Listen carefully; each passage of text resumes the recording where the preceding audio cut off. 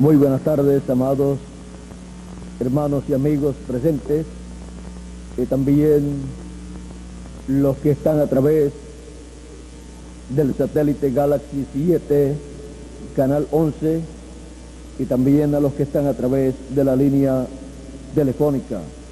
Que las bendiciones de Dios sean sobre todos ustedes y nos permita Dios entender su palabra en esta tarde, y así podamos comprender el tiempo en que estamos viviendo.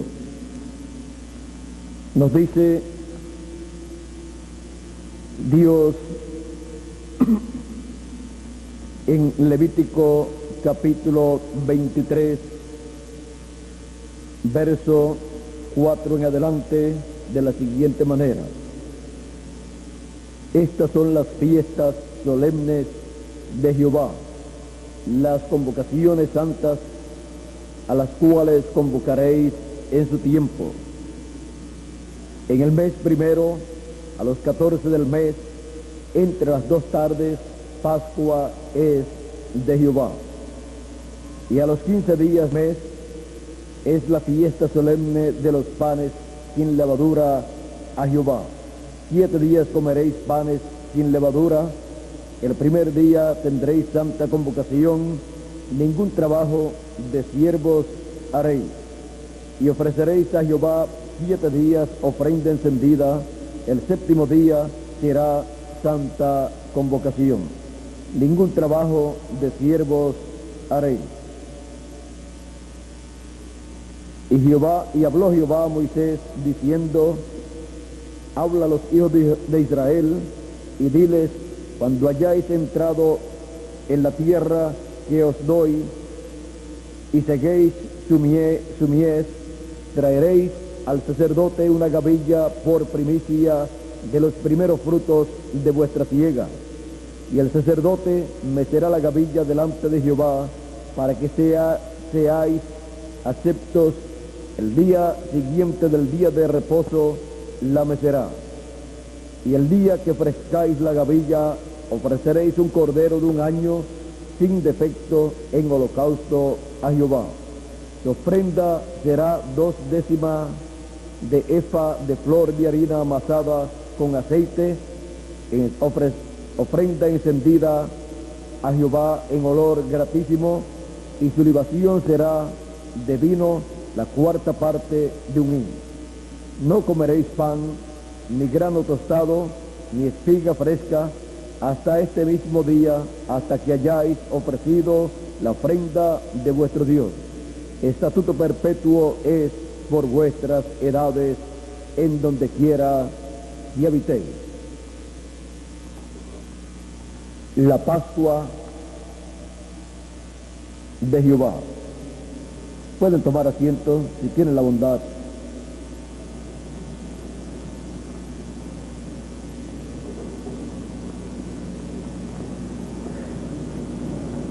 La Pascua a Dios, a Jehová, que le fue establecido por Dios a través de Moisés al pueblo hebreo, estaba dando testimonio de el día que el pueblo hebreo salió de Egipto. Ese mismo día 14 que salió de Egipto, el pueblo hebreo estaría en el día de la Pascua. Pero antes de comenzar ese día de la Pascua, que sería el día que saldría el pueblo hebreo de la esclavitud en Egipto, encontramos que tenían que matar un cordero antes de comenzar el día de la Pascua, el cual comenzaba en la tarde a la caída del sol. Ya para ese momento, ya el cordero tenían que tenerlo todo listo, y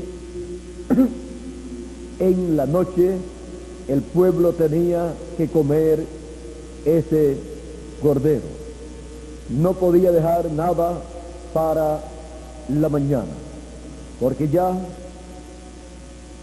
en la mañana el pueblo estaría de camino hacia la tierra prometida. Por eso encontramos que Dios le estableció en esta forma esta fiesta al pueblo hebreo.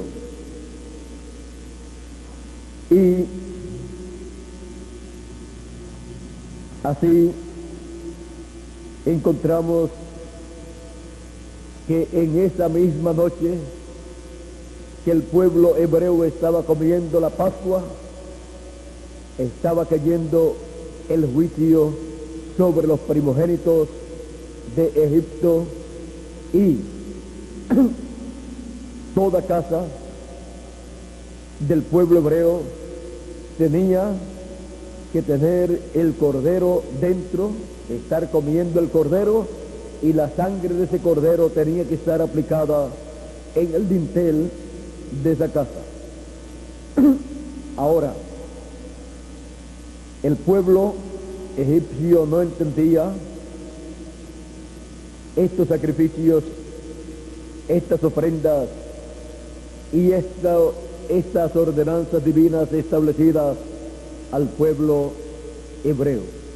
Por lo tanto, las casas de los egipcios tuvieron un grave problema en esa noche de la Pascua, porque la muerte de los primogénitos se efectuó en la casa de aquellas personas. O sea que todo hijo varón primogénito murió en aquella noche, desde el hijo del faraón hacia abajo. Pero en la casa de los hebreos hubo un cordero pascual, del cual tomaron la sangre y la aplicaron sobre el dintel. Por lo tanto, no hubo muerte en las casas de los hebreos, pero sí en las casas de los egipcios. Así es que todo primogénito en Egipto murió, y todo primogénito en medio del pueblo hebreo vivió. ¿Por qué? Porque murió un cordero pascual, y eso evitó que murieran los primogénitos en las casas de los hebreos. Ahora, esto tuvo valor delante de Dios, porque ese cordero pascual representaba a Cristo.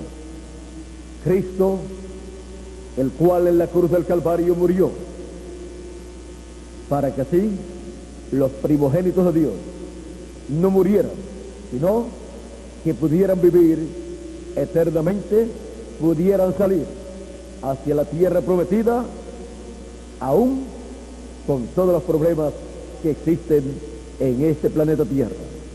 Con la muerte del Cordero de Dios, el Cordero Pascual, y su sangre aplicada sobre el dintel de nuestros corazones, nos asegura vida eterna y nos asegura nuestra ida a la tierra prometida, para entrar a la gloriosa tierra prometida del glorioso reino milenial como reino, y a la tierra prometida del nuevo cuerpo. Ahora vean cómo en estas ordenanzas y leyes que Dios se le dio al pueblo hebreo, Dios estaba reflejando su programa, el cual Él materializaría en seres humanos. Encontramos que cuando Cristo estaba muriendo en la cruz del Calvario, también estaban matando los corderos de la Pascua en medio del pueblo hebreo, porque era el día que antecede a la Pascua, el día que murió el Señor Jesucristo, y ese era el día en que todo cordero pascual tenía que morir. Era la víspera de la Pascua, para en la Pascua el pueblo hebreo conmemorar su salida de Egipto y la misericordia extendida por Dios al pueblo hebreo. Pero ahora Dios estaba actualizando esa Pascua, y estaba el mismo Dios llevando a cabo esa Pascua actualizada a un nivel más alto, en el cual millones de personas recibirían el beneficio del Cordero Pascual, el Señor Jesucristo, muriendo en la cruz del Calvario, para tener la promesa de entrar a la tierra prometida del reino de Dios. Por eso el apóstol San Pablo, en su primera carta a los Corintios, en el capítulo 5, verso 7, dice que nuestra Pascua es Cristo, el cual fue ofrecido en la cruz del Calvario por todos nosotros. Ahora, durante la noche de la Pascua, se tenían que comer el cordero completo, para así el pueblo no dejar nada de ese cordero. Ellos tenían que comerlo asado al fuego, pasado por el fuego. No podían cocinarlo en agua, ni freírlo en manteca, sino asado al fuego, pasado por el fuego. Y si quedaba algo que ellos no se podían comer, tenían que quemarlo antes de llegar la mañana. Ahora podemos ver todo lo que todas estas cosas representan en el programa divino. Luego encontramos que al otro día de la Pascua, pues la Pascua era sábado, viernes era la víspera de la Pascua, y domingo era el día siguiente de la Pascua, o sea, el primer día de la semana. En el primer día de la semana nos dice la Escritura que se tomaba de los primeros frutos y se presentaba una gavilla al sacerdote, para que así el sacerdote metiera la gavilla delante de Dios. Por eso, el primer día de la semana, que fue al siguiente día de la Pascua, o sea, domingo, resucitó el Señor Jesucristo la gavilla que sería presentada ante Dios. Y luego encontramos que vino a ser primicia de los que durmieron. Vino a ser el primero que se levantó de entre los muertos para nunca más morir. Y luego con él se levantaron también los santos del Antiguo Testamento. Pero Cristo fue primicia de los que durmieron. Ahora, luego de esto, Nos dice Dios aquí en el mismo capítulo 23, verso 15 en adelante: y contaréis desde el día que sigue al día de reposo.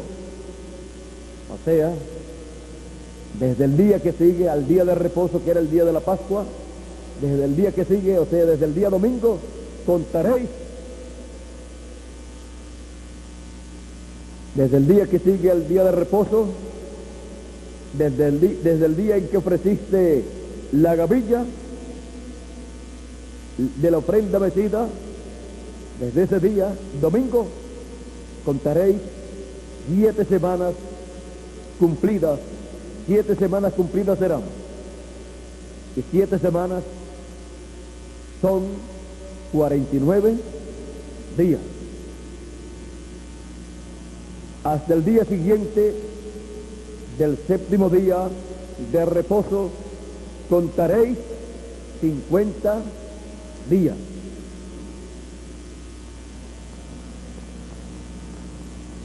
Entonces ofreceréis el nuevo grano a Jehová.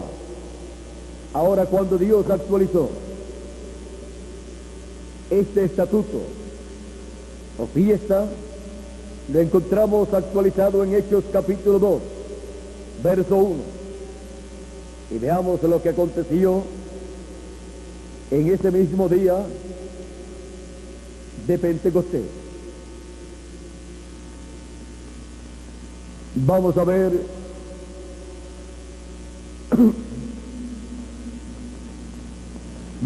lo que aconteció en este día. Dice, comenzando en el verso 12, vamos a leer Hechos capítulo 1, verso 8, dice: pero recibiréis poder cuando haya venido sobre vosotros el Espíritu Santo, y me seréis testigos en Jerusalén, en toda Judea, en Samaria y hasta lo último de la tierra. ¿Cuándo? Cuando hayan recibido poder, cuando haya venido sobre vosotros el Espíritu Santo. Y luego el verso 12 en adelante de este mismo capítulo 1 del libro de los Hechos dice: entonces volvieron a Jerusalén, desde el monte que se llama del Olivar, o de los Olivos, el cual está cerca de Jerusalén, camino de un día de reposo. Y entrados, subieron al aposento alto, donde moraban Pedro y Jacobo, Juan, Andrés, Felipe, Tomás, Bartolomé, Mateo, Jacobo hijo de Alfeo, Simón el celote y Judas hermano de Jacobo. Todos estos perseveraban unánimes en oración y ruego con las mujeres y con María la madre de Jesús y con sus hermanos. En aquellos días Pedro se levantó en medio de los hermanos, y los reunidos eran como 120 en número, y dijo: varones hermanos, era necesario que se cumpliese la escritura en que el Espíritu Santo habló antes por boca de David acerca de Judas, que fue guía de los que prendieron a Jesús, y era contado con nosotros y tenía parte en este ministerio.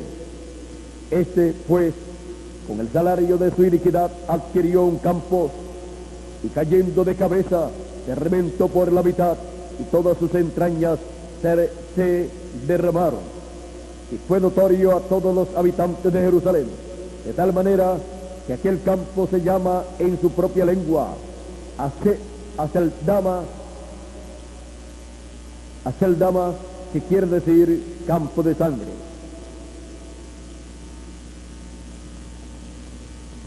Aceldama, que quiere decir campo de sangre, porque está escrito en el libro de los Salmos: que ha hecho desierta su habitación y no haya quien more en ella. Tome otro su oficio. Ahora miren ustedes cómo estas palabras del salmista luego se cumplieron en Judas Iscariote, cuando dice sea hecha desierta su habitación y no haya quien more en ella, tome otro su oficio. Es necesario pues que de estos hombres que han estado juntos con nosotros todo el tiempo que el Señor Jesús entraba y salía entre nosotros, comenzando desde el bautismo, comenzando desde el bautismo de Juan hasta el día en que de entre nosotros fue recibido arriba, uno se ha hecho testigo con nosotros de su resurrección. Y señalaron a dos: a José llamado Barsabás, que tenía por sobrenombre Justo, y a Matías, que oraron y orando dijeron: tú, Señor, que conoces los corazones de todos, muestra cuál de estos dos has escogido para que tome la parte de este ministerio y apostolado de que cayó Judas por transgresión para irse a su propio lugar. Y les echaron suerte, y la suerte cayó sobre Matías, y fue contado con los 11 apóstoles. Cuando llegó el día de Pentecostés, capítulo 2 del libro de los Hechos dice: cuando llegó el día de Pentecostés, estaban todos unánimes juntos. ¿Cuándo?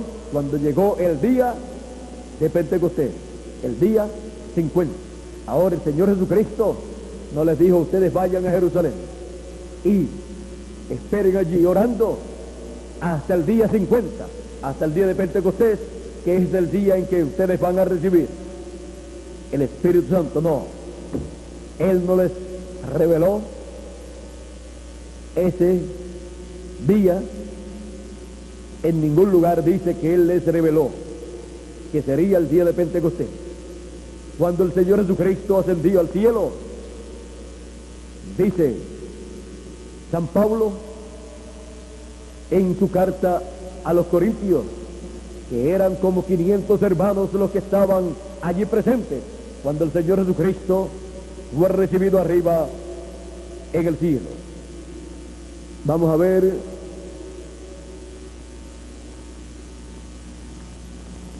Primera de Corintios 15:6. Vamos a ver si ahí es donde lo dice. Primera de Corintios capítulo 15 verso 6. Vamos a ver. Dice: porque primeramente os he enseñado lo que asimismo recibí. Cristo murió por nuestros pecados conforme a las Escrituras, y que fue sepultado y que resucitó al tercer día conforme a las Escrituras, y que apareció a Cefas y después a los 12. Después apareció a más de 500 hermanos a la vez, de los cuales muchos viven aún y otros ya duermen. Después apareció a Jacobo, después a todos los apóstoles, y al último de todos, como un abortivo, me apareció a mí, porque yo soy el más pequeño de los apóstoles, que no soy digno de ser llamado apóstol, porque perseguí a la iglesia de Dios. Pero por la gracia de Dios soy lo que soy, y su gracia no ha sido en vano para conmigo.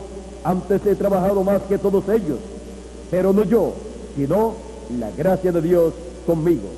Porque o sea yo, o sean ellos, así predicamos y así habéis creído. Ahora ven ustedes que fueron más de 500 hermanos los que vieron al Señor Jesucristo resucitado, pero solamente 120 personas estuvieron en el aposento alto esperando ser llenos del Espíritu Santo, como Él les había prometido en diferentes ocasiones, que serían llenos del Espíritu Santo, que el Espíritu Santo vendría sobre ellos, que vendría el Consolador, que no los dejaría huérfanos. Y ahora, cuando se llega el tiempo para el cumplimiento de esta promesa, de más de 500 personas o más, que habían visto al Señor Jesucristo resucitado, solamente 120 personas están en el aposento alto esperando, y permanecen allí 10 días. Y al 10º día, que era el día de Pentecostés, vino un viento recio y hubo un estruendo y fueron llenos del Espíritu Santo. Y lenguas fueron repartidas, lenguas de fuego, las cuales se sentaron sobre ellos. Ahora, ven ustedes que era necesario no solamente seguir al Señor Jesucristo mientras Él estuvo ministrando en carne humana, sino luego que Él resucitó y ascendió al cielo, era necesario estar esperando lo que Él había prometido. Y 120 personas estaban esperando, incluyendo a Pedro, a Jacobo, a Juan y demás apóstoles, excepto Judas Iscariote. También estaban allí María, la madre de Jesús, y también estaban allí María Magdalena y las otras Marías. María, la Virgen, que fue la mujer privilegiada, bienaventurada, en la cual Dios creó aquella célula de sangre de vida, la cual se multiplicó y formó el cuerpo de Jesús, estaba allí presente para ser llena del Espíritu Santo, para recibir el Espíritu de Cristo que vendría sobre los creyentes el día de Pentecostés. Pero nadie sabía cuándo sería el día en que vendría el Espíritu Santo. Por eso es muy importante estar vigilando y estar esperando lo que Dios ha prometido, porque como Él ha prometido, así Él hará, y serán beneficiados aquellos que estén esperando lo que Él ha prometido y estén en la edad y mensaje que corresponde para ese tiempo, para así recibir lo que Él ha prometido. Ahora, miren ustedes cómo Dios actualizó este estatuto o fiesta que Dios le estableció al pueblo hebreo. Lo actualizó, lo cumplió en su programa divino, enviando el Espíritu Santo sobre 120 personas. Y ahí fue presentado ante Dios el nuevo grano a Jehová. El día 50 fue presentado ante Dios. Luego, este ciclo divino también se repite, pero en una escala mayor o más alta. Y se repite aquí en el año del jubileo. Para el año del jubileo, nos dice en Levítico capítulo 25, verso 8 en adelante, y contaréis 7 semanas de año. Ahora no son 7 semanas de días, sino 7 semanas de año.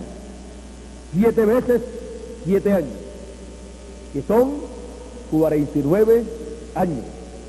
De modo que los días de la semana de años vendrán a hacerte 49 años. Entonces harás tocar la trompeta fuertemente. Entonces harás tocar fuertemente la trompeta en el mes séptimo. Ahora esto será en otro mes. En el mes séptimo, a los 10 días del mes, será el día 10º, el día de la expiación. Haréis tocar la trompeta por toda vuestra tierra. El día de la expiación se llevaba a cabo una vez al año, el día 10 del mes séptimo. Y ese mismo día 10 del mes séptimo, ahora, en el año número 50, se tocaría la trompeta del año del jubileo fuertemente y se proclamaría libertad en toda la tierra. Veamos aquí: y santificaréis el año 50 y pregonaréis libertad en la tierra a todos sus moradores. Un mensaje de libertad sería proclamado el año del jubileo, el año 50, en el mes séptimo, el día 10. Esta fiesta es la que, en el fin del tiempo en el cual nosotros vivimos, es realizada. Estas 7 semanas de años son las 7 etapas de la iglesia gentil. 7 etapas de la iglesia gentil cubren las 7 semanas de año. Y el año 50 viene a ser la edad de la piedra angular. Ese es el año 50 donde se toca la trompeta del año del jubileo y se proclama libertad en toda la tierra, en el tiempo de la expiación. La expiación es Cristo. El pueblo hebreo, miren ustedes, en el año o en el día de la expiación, miren ustedes las cosas que el pueblo hebreo tenía que hacer. En el libro de Levítico, capítulo 23, verso 26 en adelante, dice: también habló Jehová a Moisés diciendo: a los 10 días de este mes séptimo será el día de la expiación. Tendréis santa convocación y afligiréis vuestras almas y ofreceréis ofrenda encendida a Jehová. Ningún trabajo haréis en este día, porque es día de expiación, para reconciliaros delante de Jehová vuestro Dios. Es para reconciliación de los hijos de Dios, del pueblo de Dios con Dios. La expiación es el sacrificio que una vez al año el pueblo hebreo llevaba a cabo, y el sumo sacerdote tomaba esa sangre de ese macho cabrío que era sacrificado el día de la expiación, y llevaba esa sangre al lugar santísimo del templo y colocaba esa sangre sobre el propiciatorio, para que así Dios no viera el pecado del pueblo hebreo, fuera perdonado su pecado y vinieran las bendiciones de Dios al pueblo hebreo y fuera reconciliado el pueblo hebreo con Dios. Ahora, si el sumo sacerdote no iba al lugar santísimo con la sangre del macho cabrío que era sacrificado el día 10 del mes séptimo todos los años, entonces la ira de Dios se encendía sobre el pueblo hebreo y tendrían un año de calamidades, de plagas, de juicios divinos, y tendrían que esperar hasta el próximo año, para esa fecha, para ofrecer la expiación, el macho cabrío, y llevar la sangre de ese macho cabrío al lugar santísimo y colocarla sobre el arca del pacto, en él y sobre el propiciatorio, en medio de los 2 querubines, donde estaba la Shequina, la presencia de Dios. El sumo sacerdote tenía el privilegio de una vez al año ver a Dios en esa luz, en esa chequina, en esa columna de fuego que estaba sobre el arca del pacto, estaba sobre el propiciatorio, en medio de los dos querubines. Así es que podemos ver cómo Dios había establecido con el pueblo hebreo este sacrificio, esta expiación.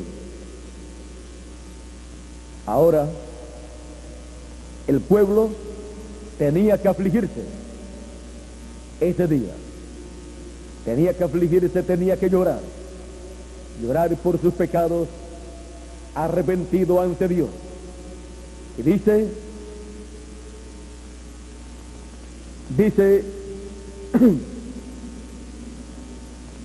porque toda persona, ningún trabajo haréis en este día, porque es día de expiación para reconciliaros delante de Jehová vuestro Dios. Porque toda persona que no se afligiere en este mismo día será cortado del pueblo. Dios lo cortaría del pueblo. Así es que miren ustedes lo importante que era este día de la expiación, que no se afligían, arrepentidos de sus pecados y teniendo como sacrificio por el pecado, expiación por el pecado, ese macho cabrío, entonces el pecado del pueblo y de cada persona era visto por Dios, y vendría el juicio de Dios sobre el pueblo o sobre la persona que no se presentara en ese día y se afligiera en ese día delante de Dios. Ahora podemos ver que toda persona que no se ha arrepentido de sus pecados y ha reconocido a Cristo como su expiación por el pecado y su sangre como la que nos ha limpiado de todo pecado, tendrá problemas con Dios. Será cortado del pueblo. Y ahora, esto mismo será así para el pueblo hebreo, conforme a lo establecido por Dios. En Apocalipsis capítulo 1, Dios estará actualizando también con el pueblo hebreo esta fiesta o estatuto de la expiación. Y mire cómo se le va a cumplir al pueblo hebreo, ya que el macho cabrío de la expiación ya no es más un animal, sino que es Cristo.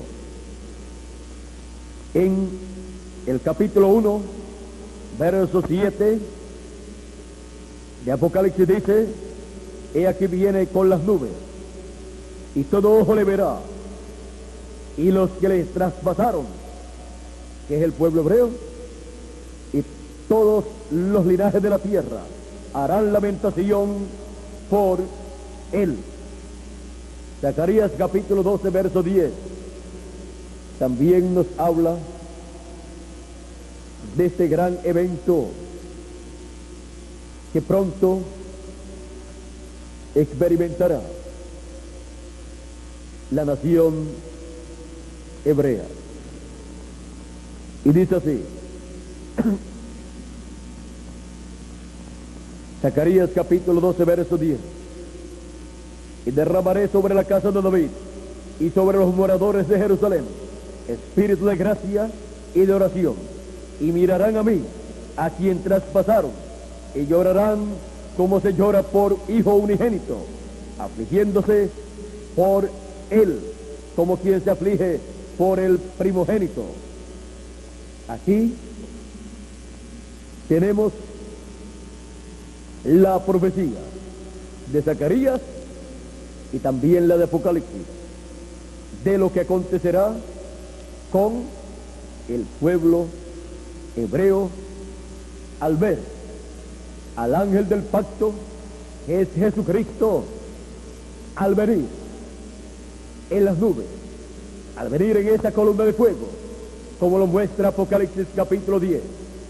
El ángel fuerte que desciende del cielo envuelto en una nube. Eso es lo que el pueblo hebreo reconocerá. La venida del ángel fuerte de Cristo en la nube de fuego, la columna de fuego. Y hablándonos de este gran evento,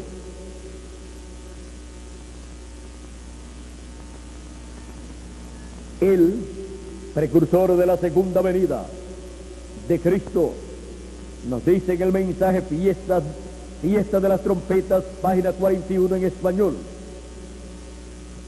dice así. Noten aquí en Levíticos 26 el orden de la escritura. Después del largo periodo de Pentecostés, el que termina en el llamar fuera de la novia. La novia es llamada fuera por un sirviente, el rechazado, próximo para ser conocida a Israel, la fiesta de la expiación. O sea, la fiesta de la expiación será dada a conocer al pueblo hebreo. Noten, aquí está el mismo como en Levíticos el capítulo 16. Ahora, cuando el orden de la fiesta de Pentecostés o la fiesta de expiación, pero en ese lugar son llamados, qué perfecto, entienden predicadores, no lo pierdan ministros, en esta fiesta de Pentecostés, la que se representa en Levíticos 23, 26, 23 al 26, es una fiesta de lamentar, no una matanza de una fiesta, sino una fiesta de lamentar, de llorar por el pecado de haber rechazado y matado a su Mesías. La fiesta fue matada, que fue Cristo. La expiación fue matada, o sea, la expiación fue matada porque Cristo fue el macho cabrío de la expiación, el Cordero de Dios. Más bien, la expiación fue matada. Levíticos es exactamente un paralelo a esto, solo que en este lugar ha llamado a Israel para lamentar por sus pecados. Qué perfecto es hoy. No es el volver a matar de ello lo que Moisés simbolizó en golpear la roca la segunda vez. No funciona. ¿Ve por qué Dios se enojó con Moisés? Porque cuando Moisés hirió la roca la primera vez, estaba representando la muerte de Cristo, el cual sería herido por nuestros pecados en la cruz del Calvario. Pero cuando Moisés no le habló a la roca, sino que hirió la roca, estaba rompiendo el tipo y figura de la segunda venida de Cristo, la cual no es para morir nuevamente, no es para ser herido nuevamente, porque ya con su primera venida Él quitó el pecado del mundo cuando fue herido en la cruz del Calvario y derramó su sangre por todos nosotros. Ahora Dios se enojó con Moisés y por esa causa fue que no dejó a Moisés entrar a la tierra prometida. porque cualquier persona que hiera la roca a Cristo en su segunda venida no podrá entrar a la tierra prometida, a la tierra prometida del glorioso reino milenial y a la tierra prometida del nuevo cuerpo.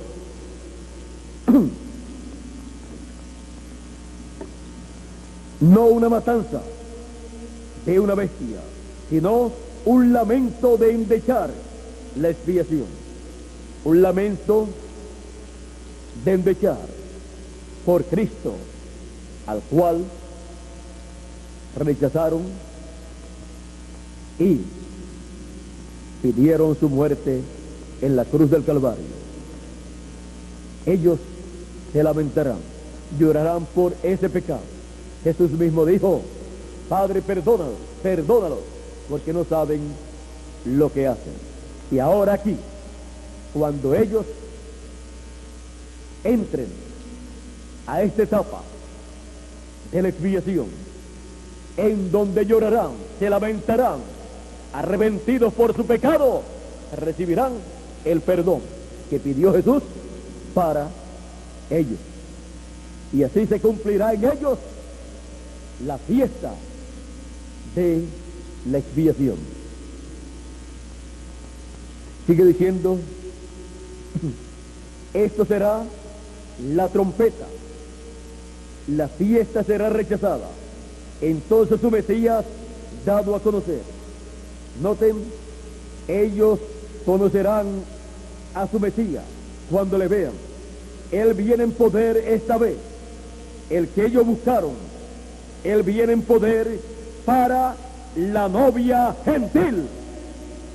Él viene en poder para la novia gentil. Y los judíos van a reconocerle a él. Vean el cuadro tan maravilloso, tan hermoso, que está representado en esta fiesta de la expiación. En el libro de las 7 edades de la iglesia gentil, dice así en la página 14, dice: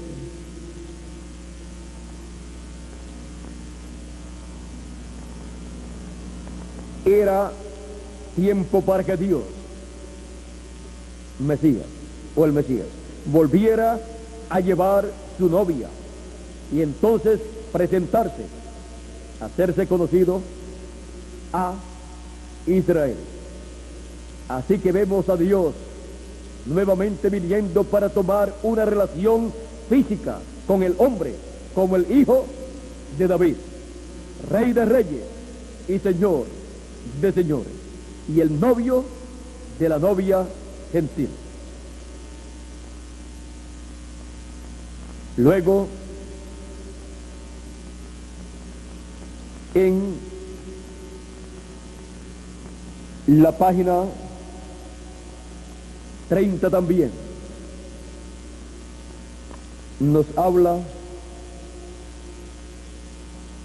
de este gran evento y dice así: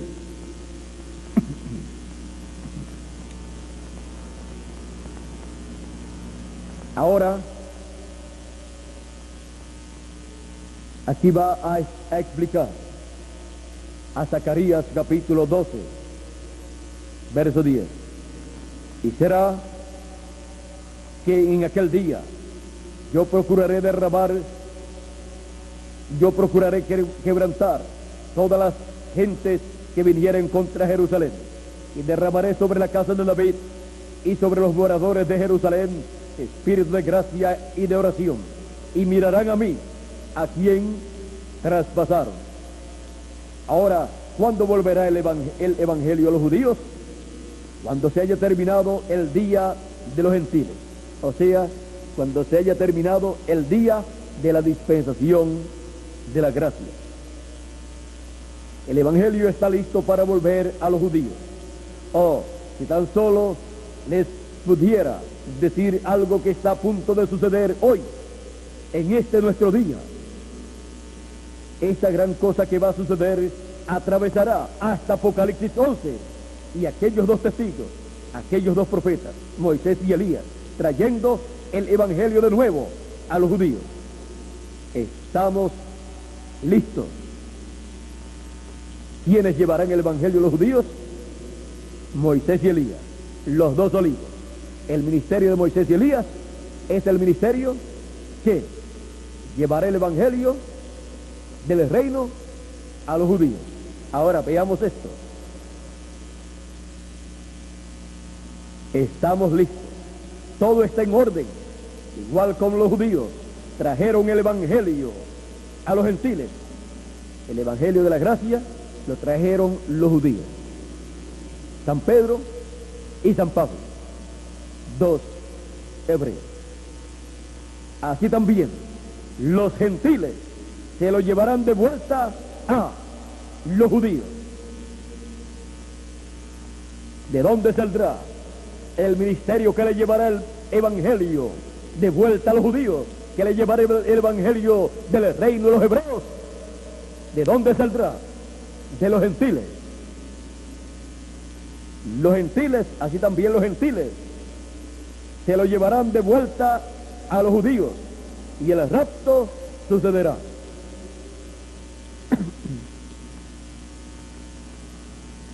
Ahora,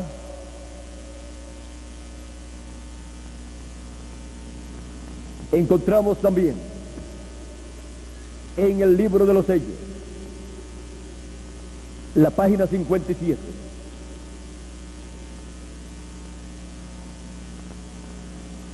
Que dice así: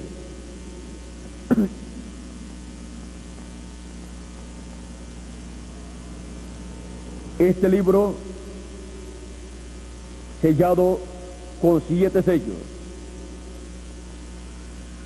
es revelado en el tiempo de los 7 truenos de Apocalipsis capítulo 10. Demos lectura allí también para tener un mejor entendimiento antes de entrar más profundamente.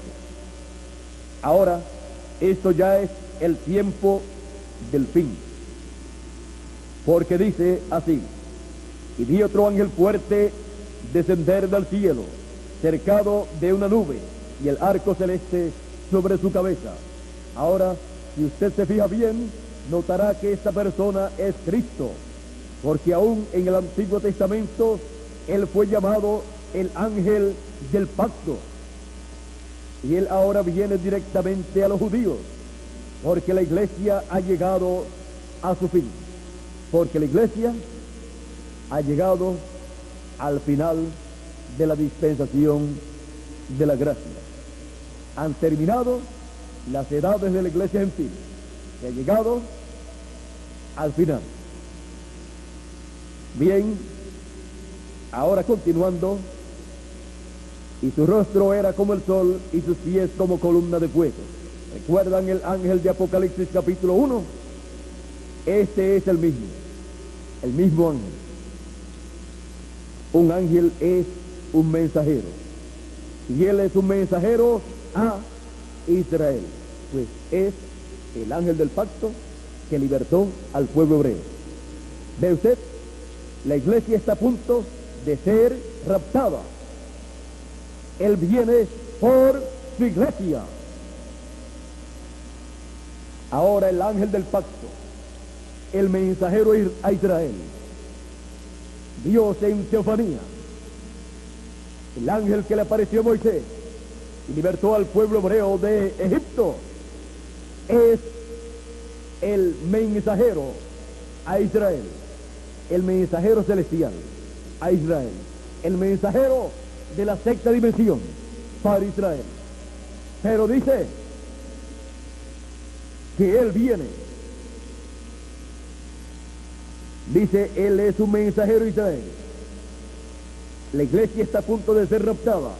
Él viene por su iglesia, porque es el mensajero de Israel, el ángel del pacto, pero viene por su iglesia, porque su iglesia es su esposa, su novia, la cual tiene la promesa de recibir la revelación de los 7 truenos, que es el mensaje del ángel fuerte, del ángel del pacto de Jesucristo, para recibir así la revelación de la segunda venida de Cristo como león de la tribu de Judá, como rey de reyes y señor de señores, y con esa revelación recibir la fe que se necesita para ser transformada y raptada la novia esposa de Cristo, que es la iglesia del Señor Jesucristo. Ahora hemos visto cómo Él viene por su novia gentil antes de pasar al pueblo hebreo. Así como Cristo estuvo en medio del pueblo hebreo y después pasó en espíritu a los gentiles y ha viajado desde el este hasta el occidente, y ahora se encuentra Cristo, el ángel del pacto, en la América Latina y el Caribe, con su novia, su esposa gentil, en la edad de la piedra angular, hablándole su palabra, su mensaje, rugiendo como un león, y 7 truenos emitiendo sus voces. Y así, con su voz, que son los 7 truenos, su mensaje, revelándole a su novia gentil el gran misterio del séptimo sello. Misterio que estuvo oculto en la mente de Dios todo el tiempo. Desde el principio estuvo oculto ese misterio. Y antes del principio, pues no había nadie más, no había creación. Por lo tanto, estaba en la mente de Dios. Ese es el misterio que ha estado en la mente de Dios toda la eternidad, y que en el fin del tiempo la novia esposa de Cristo tiene la promesa que le será revelado este gran misterio, donde Cristo cambie de cordero a león de la tribu de Judá, donde Él deja el trono de intercesión para convertirse en el león de la tribu de Judá, tomar el título de propiedad del libro de la vida del Cordero y hacer su reclamo en el cielo, y luego descender en Apocalipsis capítulo 10 con el título de propiedad en su mano para llamar y juntar a todos sus escogidos y revelarle este gran misterio del séptimo sello, y también darle a conocer todo el misterio de los 7 sellos de Apocalipsis, misterios que cubren las edades pasadas, misterios que fueron revelados por el ángel fuerte, por Cristo, a través y por medio de su séptimo ángel mensajero de la séptima edad de la iglesia gentil, y luego el séptimo sello, el cual él no pudo revelar porque no le correspondía. Dijo que sería revelado al final, cuando los 7 truenos emitieran sus voces. Los 7 truenos, que es la voz del ángel fuerte, del ángel del pacto, del ángel de Jehová, con el mensaje de los 7 truenos, el gran misterio de la segunda venida de Cristo como león de la tribu de Judá, y su propósito es abierto a todos los hijos de Dios. Y así recibe, por medio de los truenos de Apocalipsis capítulo 10, la fe para el rapto, la novia del Señor Jesucristo. Una persona no puede tener fe si esa fe no es de revelación. Fe es revelación. Por lo tanto, recibe la revelación del rapto, la cual está basada en la segunda venida de Cristo como león de la tribu de Judá, como rey de reyes y señor de señores, en su obra de reclamo, en donde él es el hijo de David, para sentarse en el trono de David y reinar por 1000 años y luego por toda la eternidad en la tierra de Israel. Así es que lo que el pueblo hebreo está esperando recibir es lo que Dios cumple primero a su novia gentil. La venida de Cristo como Cordero de Dios fue para el pueblo hebreo 2000 años atrás, y la venida de Cristo como león de la tribu de Judá es para la iglesia gentil en el fin del tiempo. Ahora miren esta paradoja. El pueblo hebreo estaba esperando la venida del Mesías como león de la tribu de Judá, como rey de reyes y señor de señores. O sea, que el pueblo hebreo estaba esperando, sin saberlo, la segunda venida de Cristo. ¿Y saben ustedes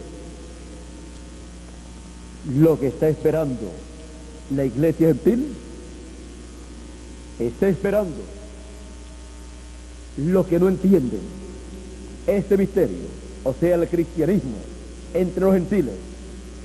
Están esperando la venida del Cordero, y sin embargo es la venida del león de la tribu de Judá, del rey de reyes y señor de señores, del hijo de David, para sentarse en el trono de David. Ahora la iglesia gentil en el fin del tiempo estará viviendo en la edad de la piedra angular, que es la edad del lugar santísimo, del templo espiritual del Señor Jesucristo, y lo que Dios hizo en el templo que hizo Moisés y el templo que hizo Salomón, que entró a ese templo y pasó por el atrio, por el lugar santo, y luego pasó al lugar santísimo, y allí se posó sobre el arca del pacto, sobre el propiciatorio, en medio de los dos querubines. Eso es lo que Cristo, el ángel del pacto, hace en su templo espiritual, que es su iglesia. Él ha venido desde los atrios, luego pasó al lugar santo durante las 7 edades de la iglesia gentil, y ahora en el fin del tiempo entra al lugar santísimo, el cual es construido por piedras vivas, con seres humanos, porque Él está materializando, haciendo carne el templo que hizo Moisés, actualizándolo con seres humanos, con su iglesia compuesta por seres humanos de carne y sangre, los cuales están representados en el templo que hizo Moisés y el templo que hizo Salomón. Por eso San Pablo dijo que las cosas que eran figura de las cosas celestiales fueron purificadas con sangre, fue hecha la expiación con sangre, y fue así todo expiado con sangre en el templo que hizo Moisés. porque esto estaba dando testimonio que el templo espiritual del Señor Jesucristo, compuesto por seres humanos, sería expiado por la sangre del Cordero. La sangre del Cordero de Dios es la que hace expiación por cada miembro del cuerpo místico del Señor Jesucristo, por cada persona perteneciente al templo espiritual del Señor Jesucristo. San Pablo dijo: las cosas celestiales mismas con mejor sacrificio que aquellos sacrificios de macho cabrío. Las cosas celestiales, o sea, seres celestiales, el templo celestial, el cuerpo místico del Señor Jesucristo, con el sacrificio del Cordero de Dios, que es nuestra expiación. Con ese sacrificio han sido expiados nuestros pecados. Y así Él ha estado actualizando el templo que hizo Moisés y el templo que hizo Salomón, el cual es tipo y figura del templo que está en el cielo. Y ahora, el templo que está en el cielo, Cristo ha estado actualizándolo con seres humanos, con los miembros de su iglesia, de su cuerpo místico de creyentes. Y en el fin del tiempo, en donde Cristo concluye su obra, Él entra al lugar santísimo de su templo. Él llama y junta a todos los que pertenecen a ese lugar, del lugar santísimo, y con ellos forma el lugar santísimo de su templo espiritual, y coloca dentro de ese templo todo lo que hubo en el templo que hizo Moisés y en el templo que está en el cielo, y actualiza todo lo que está en el cielo, lo materializa en su templo espiritual. Por eso es que Cristo viene del cielo y desciende a la tierra para morar en su templo espiritual, en el lugar santísimo de su templo, y trae del cielo el libro que estaba en el trono, en la mano del que está sentado en el trono, y se lo trae a la tierra para colocarlo en el lugar santísimo de su templo espiritual en su última manifestación. Por eso es que le da a comer a Juan, el apóstol, tipo y figura de la iglesia del Señor Jesucristo, en la edad de la piedra angular, en el lugar santísimo de su templo espiritual, encabezado ese grupo de creyentes, esa edad, por el ángel del Señor Jesucristo, así como cada edad fue encabezada por cada ángel de cada edad. Y ahora le entrega el título de propiedad para que esté en el lugar santísimo en el lugar santísimo, en el arca del pacto, donde el ministerio de los querubines que están en el cielo, en el lugar santísimo, y los querubines que están en el lugar santísimo del templo que hizo Moisés, son actualizados en el ministerio de Moisés y de Elías, de los dos olivos, para así Cristo en esa columna de fuego, el ángel del pacto, el ángel de Jehová, habitar en el lugar santísimo de su templo espiritual, y desde el lugar santísimo, de sobre el arca del pacto, de sobre el propiciatorio, de medio del ministerio de Moisés y Elías, hablarle al pueblo hebreo el mensaje del evangelio del reino. Es ahí, en el lugar santísimo del templo espiritual de Cristo, que el pueblo hebreo verá y escuchará al ángel del pacto con el mensaje final, con el mensaje del evangelio del rey. Porque Cristo, el ángel del pacto, está actualizando en la tierra y está materializando en la tierra en seres humanos lo que está en el templo que está en el cielo. Y ahora le toca actualizar, como actualizó los atrios y actualizó el lugar santo del templo que está en el cielo y del templo que hizo Moisés, lo actualizó en las edades, lo materializó en seres humanos. Ahora le toca materializar, humanizar en carne humana el trono que está en el cielo con todo lo que contiene allá. Esa es la parte del programa divino que corresponde a nuestro tiempo. Es la parte más importante del programa divino. Por eso, todo lo que estará pasando en el trono que está en el cielo estará siendo comunicado al trono que está en la tierra, en el templo espiritual del Señor Jesucristo. Y desde ahí será que Dios estará transmitiendo todo su programa, sus bendiciones, su mensaje y también sus juicios divinos a la raza humana, a la novia gentil, al mundo gentil y al pueblo hebreo. Porque será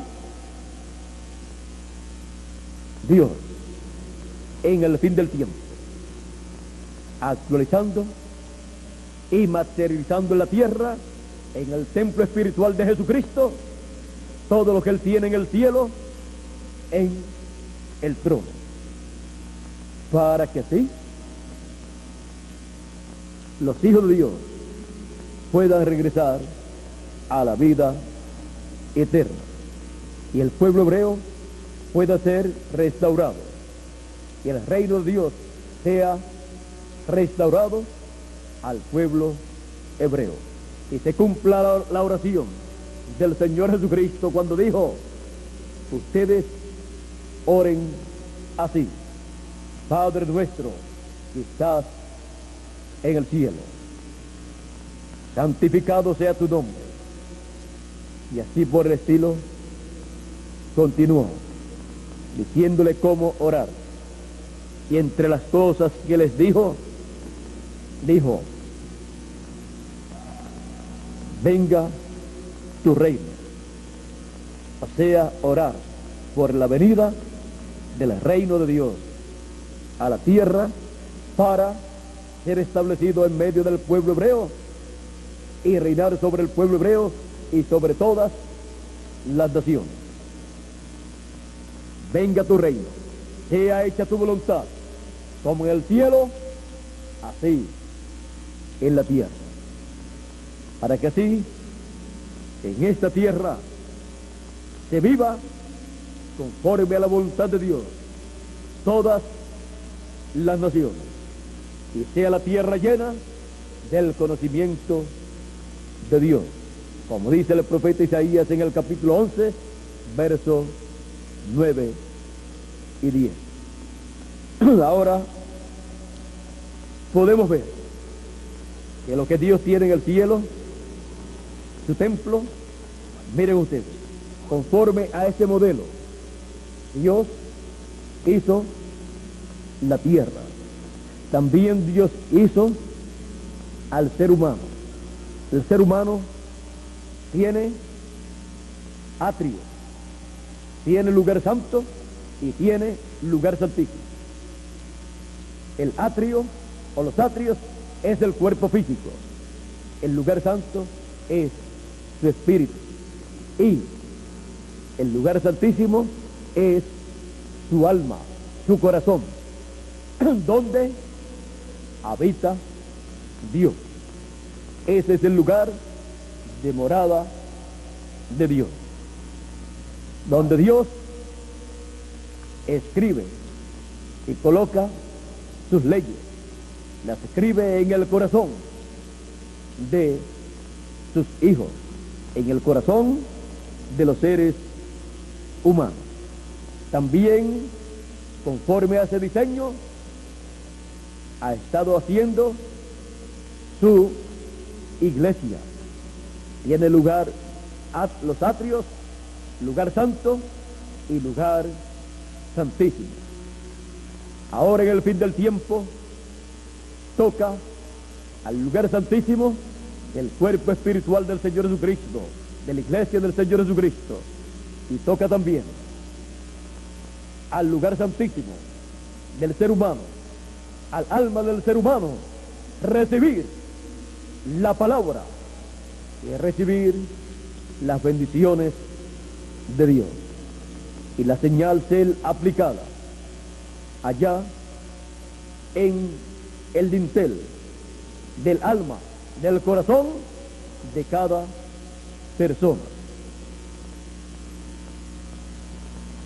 Una persona puede recibir el Espíritu Santo en el atrio, en el cuerpo, o puede recibir el Espíritu Santo en el espíritu de la persona, pero se requiere que lo reciba en el alma, porque ese es el trono de Dios en el ser humano. Así es que Dios está actualizando en el ser humano los miembros del cuerpo místico del Señor Jesucristo, el templo que está en el cielo. Y ahora le toca a la parte más importante, le toca a Dios manifestarse en el alma de cada hijo de Dios, y le toca a Dios manifestarse en su iglesia, en el alma de su iglesia, que es el lugar santísimo de su templo espiritual, donde tiene todo lo que tiene el templo que está en el cielo. Dios humanizando el templo que está en el cielo, humanizándolo en su iglesia, humanizándolo en cada persona como individuo, y luego también obrará con el pueblo hebreo, que también está tipificado en el templo. Así es que aprovechemos bien el tiempo en el cual nosotros vivimos. Vivamos conforme a la voluntad de Dios.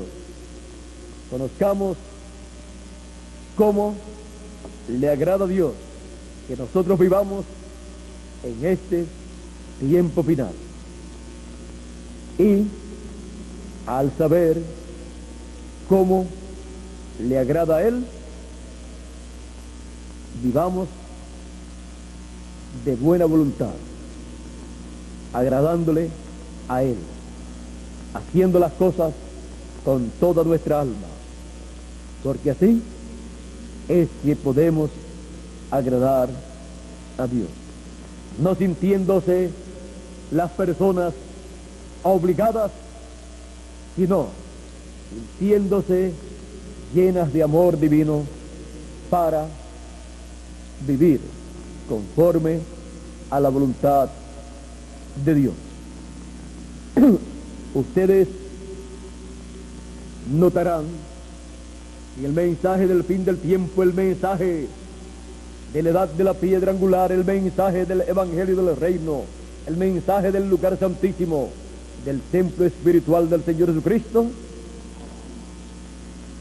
las cosas son habladas a nosotros con y en el amor divino, no discutiendo ni obligando a las personas a hacer o a vivir en cierta forma, sino dándole a conocer cómo a Dios le agrada que nosotros vivamos en este tiempo final, en nuestra edad y en nuestra dispensación, y en la parte del templo del Señor Jesucristo que nos ha tocado vivir.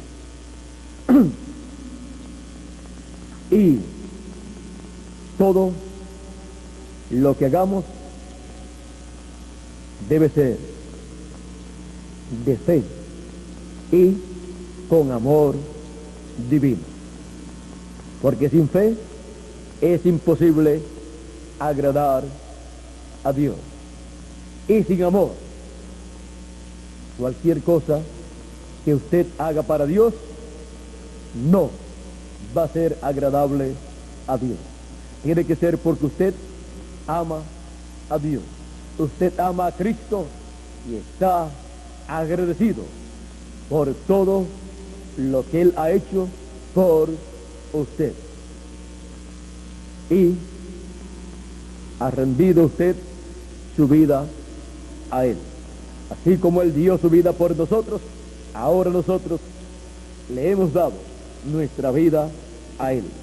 A Él le pertenece, es para Él y para su gloria. Así es que en la actualización, en la materialización del templo que está en el cielo, en el cual a nosotros nos ha tocado la mejor parte, vivamos vidas agradables a Dios, apartados de los vicios, del mal, del pecado, apartados de todas las cosas que desagradan a Dios, viviendo conforme a su palabra y trabajando en su obra con amor divino, porque Cristo está actualizando, está materializando en la tierra, en su templo espiritual, en el lugar santísimo de su templo, el lugar santísimo del templo que está en el cielo. Hemos visto cómo Cristo, desde el lugar santísimo de su templo, como el ángel del pacto, se va a revelar al pueblo hebreo. Misterio que en otros tiempos no entendíamos, aunque estaban aquí escritos en la Biblia y en los mensajes del séptimo ángel mensajero. Pero ahora vamos entendiendo su programa y viendo que no hará nada el Señor Jesucristo a menos que no lo haga en y desde su templo espiritual. Así es que podemos darle gracias a Dios por las bendiciones tan grandes que Él tenía guardadas para nosotros en este tiempo final. Conocer por la revelación divina de nuestro tiempo que somos hijos de Dios, que somos los escogidos de Dios, y que por esa causa hemos estado siendo recogidos en todos los países latinoamericanos y caribeños con el mensaje de la trompeta final, los gran voz de trompeta, con el mensaje del evangelio del reino. Conocer eso es motivo de alegría para todos nosotros. ¿Cuántas veces años atrás decíamos en nuestro corazón, cuando la trompeta final suene, yo quiero escucharla y quiero luego recibir mi transformación? Y ahora estamos escuchando la trompeta final y pronto vamos a recibir la transformación de nuestros cuerpos, porque Dios está materializando, humanizando su templo que está en el cielo y va por el lugar santísimo, que es la última parte que Él actualiza y que Él materializa, que Él humaniza en este planeta Tierra, en la iglesia del Señor Jesucristo. La iglesia del Señor Jesucristo entonces es el templo que está en el cielo humanizado, hecho seres humanos. Todo lo que está allá, este templo que está allá, se materializa acá en seres humanos. Por eso la Escritura dice que somos templo de Dios, templo del Espíritu Santo, templo del Señor Jesucristo. Porque Cristo está humanizando, encarnando el templo que está en el cielo. Y el templo del Señor Jesucristo aquí en la tierra es la representación del templo que está en el cielo, así como la representación del templo que está en el cielo en el tiempo de Moisés y en el tiempo de Salomón era el templo que hizo Moisés y después el templo que hizo Salomón. Eran esos templos la representación del templo que está en el cielo. Y ahora la representación del templo que está en el cielo es el templo espiritual del Señor Jesucristo. Y a nosotros nos ha tocado la parte más importante del templo del Señor Jesucristo para representar el trono, el lugar santísimo del templo que está en el cielo. Dios está materializando, humanizando en la tierra su templo para tener aquí la representación del templo que está en el cielo. Dios, el ángel del pacto, humanizando, encarnando, materializando el templo que está en el cielo. El ángel del pacto humanizando el templo que está en el cielo. Que Dios les continúe bendiciendo, que Dios les guarde, que el ángel del pacto les acompañe y continúe materializando en cada uno de ustedes y en mí también el lugar santísimo del templo que está en el cielo. Será hasta la noche, Dios mediante, en que estaré nuevamente con ustedes a través de videos grabados comenzando a las 7 de la noche, la primera parte, y luego en tanda corrida, luego a eso de las 9 continuará la otra parte, o un poquito antes. Así todos los días de la semana. El viernes estaré con ustedes en persona y también el domingo en la mañana y en la tarde. Pero el domingo en la noche a través de video, como también en esta noche a las 7 o 7:30, estaré con ustedes a través de un video y luego a las 9 de la noche. para continuar dándole a conocer los misterios del reino de Dios que Él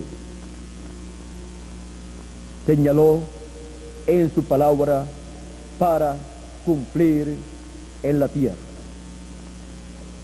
Así es que Dios les bendiga a todos, el ángel del pacto les guarde, les bendiga y continúe revelándonos su programa para este tiempo final. Pasen todos muy buenas tardes, y con nosotros dejo nuevamente a Félix Caro para continuar, y si tiene algún anuncio, Félix Caro o alguna otra persona como Oscar Cardona, pueden también darlo a conocer, y luego dándole gracias a Dios por la bendición tan grande que nos ha tocado de ser los seres humanos donde está encarnándose, haciéndose carne, el lugar santísimo del templo que está en el cielo. Pedirle a Dios su guianza, dándole gracias por este privilegio tan grande. Es el privilegio más grande que seres humanos hayan tenido en este planeta Tierra. Este fue el privilegio que el apóstol San Juan y el apóstol Jacobo y la madre de ellos quiso para sus hijos. Bueno, de eso hablaremos en otra ocasión. Ya ustedes han escuchado sobre este tema.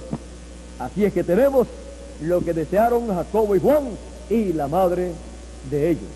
Y Jesús les dijo que no podía ser dado a ellos, sino a aquellos para quienes está ordenado por Dios.